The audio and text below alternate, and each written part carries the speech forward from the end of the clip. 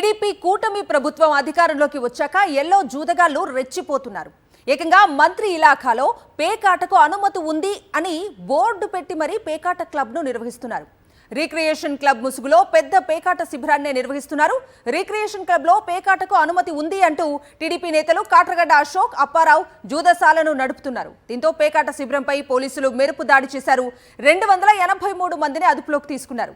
32 లక్షల నగదు, 133 కార్లు, 50 బైక్లను స్వాధీనం చేసుకున్నారు. హై డ్రామా మధ్య న్యాయమూర్తి ఎదుట పేకాట రాయిలను హాజరుపరిచారు. పేకాట రాయిలకు 41A నోటీసులు ఇచ్చి వదిలేశారు పోలీసులు.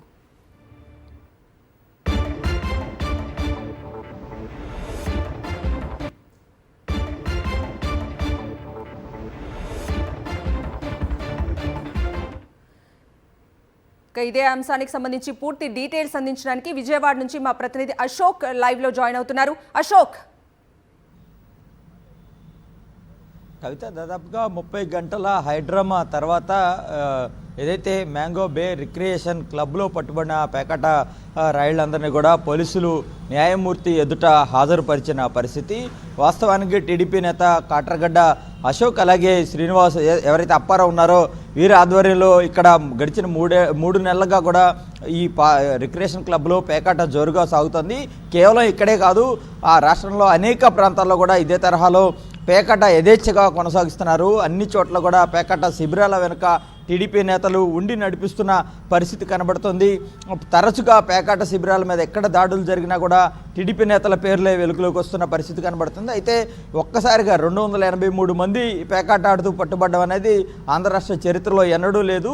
ఇంత భారీ స్థాయిలో పేకాట ఆడిస్తున్న టీడీపీ నేతలు దగ్గరుండి ఈ పేకాట అంతా కూడా ఆడిస్తున్న పరిస్థితి కనబడుతుంది. మంత్రి కొలుసు పార్థసారథికి అత్యంత సన్నిహితులు, అలాగే మంత్రి నారా లోకేష్తో కూడా అత్యంత సన్నిహిత సంబంధాలు ఉన్న కాట్రగడ్డ అశోక్ అలాగే అప్పారావులే ఈ నిర్వహణ ఏదైతే ఈ రిక్రియేషన్ క్లబ్ ఉందో దీన్ని నిర్వహిస్తున్నారు. వారిపై కూడా పోలీసులు కేసు నమోదు చేశారు. వీరందరినీ కూడా ఎవరైతే కాట్రగడ్డ అశోక్ ఉన్నాడో అతనితో పాటు 282 మంది మిగిలిన ఎవరైతే పేకాట రాయిలు ఉన్నారో వీరందరినీ కూడా న్యాయమూర్తి ఎదుట హాజరుపరిచిన పరిస్థితి.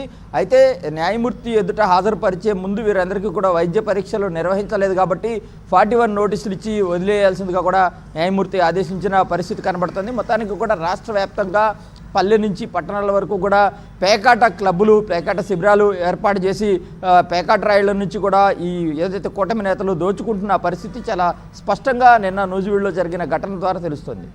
Right Ashok, thank you. కూటమి పాలనలో జూదానికి కేర్ ఆఫ్ గా మారిపోయింది ఆంధ్రప్రదేశ్. రాష్ట్ర వ్యాప్తంగా టీడీపీ నేతల కనుసన్నల్లో పేకాట క్లబ్బులు యథేచ్ఛగా కొనసాగుతున్నాయి. దీనికి కొందరు పోలీసులు కూడా సహకరిస్తున్నారనే ఆరోపణలు ఉన్నాయి. అనంతపురం జిల్లా గుంతకల్లు మండలం వెంకటాంపల్లి అటవీ ప్రాంతంలో ఇటీవల పోలీసులు తనిఖీలు చేపట్టారు. స్పెషల్ పార్టీ పోలీసుల దాడుల్లో 20 మంది పేకాట రాయిలను అరెస్ట్ చేసి 18,92,000 రూపాయలను స్వాధీనం చేసుకున్నారు. యథేచ్ఛగా జూద కేంద్రాలు నడుస్తున్నా పట్టించుకోవటం లేదనే ఆరోపణలతో గుంతకల్లు రూరల్ ఎస్ఐ రాఘవేంద్రప్పపై వేటు వేశారు ఉన్నతాధికారులు. రాఘవేంద్రప్పను వీఆర్కు బదిలీ చేశారు ఎస్పీ జగదీష్.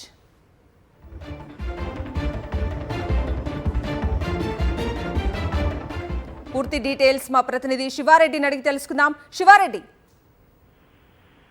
ఎస్పీ కార్యాలయం నుంచి సందేశం గానీ ఇన్ఫర్మేషన్ గానీ వస్తేనే స్పందిస్తా ఉన్నట్టుగా కొంతమంది ఎస్ఐలు, సిఐలు వ్యవహరిస్తూ ఉన్నారు. ఎందుకంటే స్థానికంగా నియోజకవర్గ స్థాయిలో టీడీపీ ప్రజాప్రతినిధులతో కుమ్మక్కై వారిస్తున్న డబ్బుకు అలవాటు పడి కొంతమంది కింది స్థాయి పోలీసు అధికారులు పేకాటను ప్రోత్సహిస్తున్నట్లుగా చాలా నుంచి అనుమానాలు, ఆరోపణలు వ్యక్తమవుతున్నాయి. ఇదే నిజం అన్నట్లుగానే అనంతపురం జిల్లా గుంతకల్లో కూడా ఇటీవల కాలంలో పేకాట స్థావరాలు, పేకాట క్లబ్బులు విశృంఖలంగా వ్యాప్తి చెందుతున్న పరిస్థితి కనిపిస్తుంది. అయితే ఇటీవల కొత్త సమాచారంతో స్పెషల్ ఆపరేషన్ గ్రూప్ అంటే ఎస్పీ ఆధ్వర్యంలో జరిగే ఎస్ఓజీ గ్రూప్ ఆ డైరెక్షన్ లో దాడులు నిర్వహించారు. ఈ నేపథ్యంలోనే దాదాపుగా గుంతకల్లు మండలం వెంకటాంపల్లి అటవీ ప్రాంతంలో ప్రత్యేకంగా ఏర్పాటు చేసిన ఒక పేకాట స్థావరంపై దాడులు చేయడం, అందులో ఏకంగా 20 మంది రెడ్ హ్యాండెడ్ గా పట్టుబడడం, అలాగే 18,92,040 రూపాయల నగదును స్వాధీనం చేసుకున్నారు.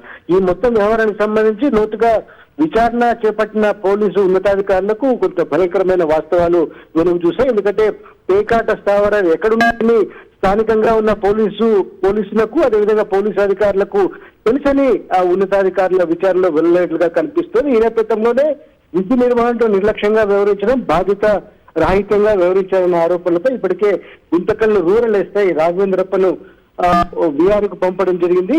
మొత్తం వ్యవహారం అంటే అనంతపురం జిల్లాకు సంబంధించి ఎక్కడెక్కడ ఏమేమి జరుగుతోంది, ఎవరు బాధ్యత రహితంగా వ్యవహరిస్తున్న దానిపైన అనంతపురం జిల్లా ఎస్పీ జగదీష్ ప్రత్యేకంగా వివరాలు తెలుసుకుంటున్న పరిస్థితి కనిపిస్తుంది. ఎందుకంటే గతంలో కూడా చూసాం, తాడిపత్రిలో కూడా పేకాట స్థావరం వెలుగు చూసింది. అదేవిధంగా రాయదుర్గం, ఉరవకొండ వంటి ప్రాంతాల్లో కూడా పేకాట స్థావరాలు ఉన్నట్లుగా ఆరోపణలు, అనుమానాలు వ్యక్తమవుతున్న నేపథ్యంలో తాజాగా అనంతపురం జిల్లా ఎస్పీ ఒక ఎస్ఐ పైన వేటు వేయడం పూర్తి స్థాయిలో చర్చాంశంగా మారింది.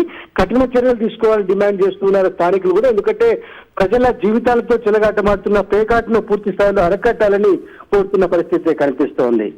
Right Shivareddy, thank you.